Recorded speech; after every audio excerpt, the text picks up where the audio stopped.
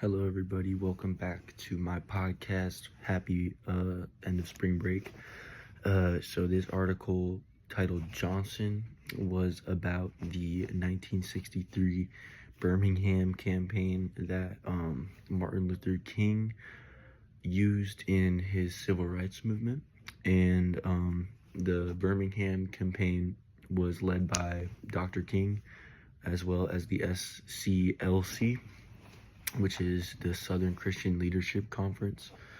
And their main point of the movement, as y'all all know, the main point of the civil rights movement was to end segregation.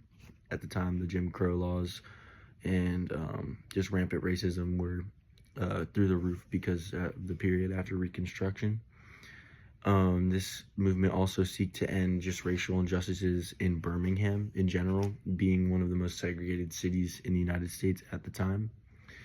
In the article, the author Johnson uses a lot of strategic, or highlights a lot of the strategic, strategic processes used by Dr. King and the SCLC to properly portray their movement, because Dr. King had a past movement that just didn't work as well, and my mind is blanking as where it was right now, but it was also in Alabama.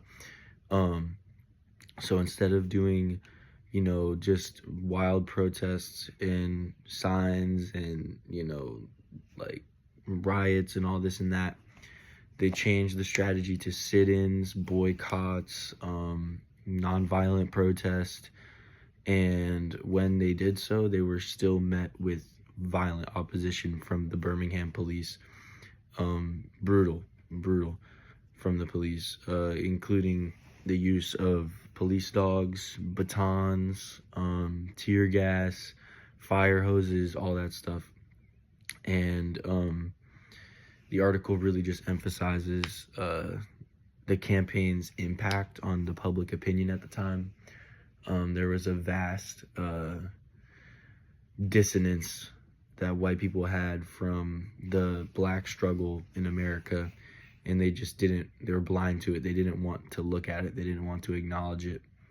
And eventually, when Martin Luther King was eventually jailed in the Birmingham jail, he wrote a letter out to kind of articulate how much injustice was going on just inside the jail.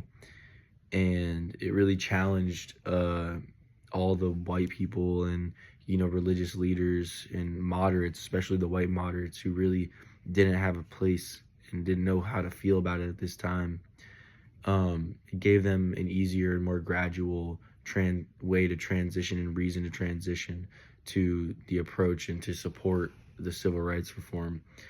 The article really just wants to emphasize how important the Birmingham campaign is as a point in time and a turning point for the civil rights movement, and just how it pushed so hard and so effectively in the right ways, and by using rhetorical argument, and allowing these white moderates to really think about what was going on without saying anything at all, really. Just giving them something to think about, you know what I mean? And I think that the way that, he used the confrontation, as she said in the conclusion, King did not merely use confrontation to gain attention for his movement. He used the power of images and to stage public dramas that made racial conflict visible. And Moore took those photos that just spoke 1,000 words, of young black men being beaten down on by police dogs, or just being sprayed by the water hoses.